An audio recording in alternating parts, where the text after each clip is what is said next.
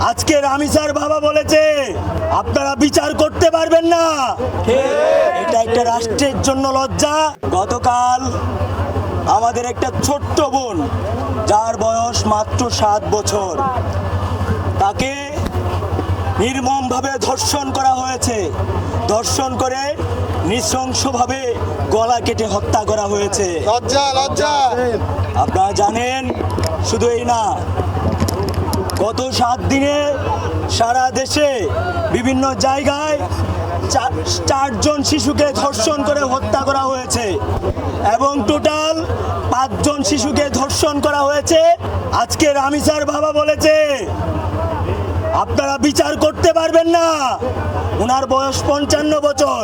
উনি 55 বছর বয়সে কোন রকম দৃষ্টান্ত দেখেন নাই, কোন রকম এক্সাম্পল দেখেন নাই, যার কারণে উনি বিচার পর্যন্ত চাচ্ছেন না।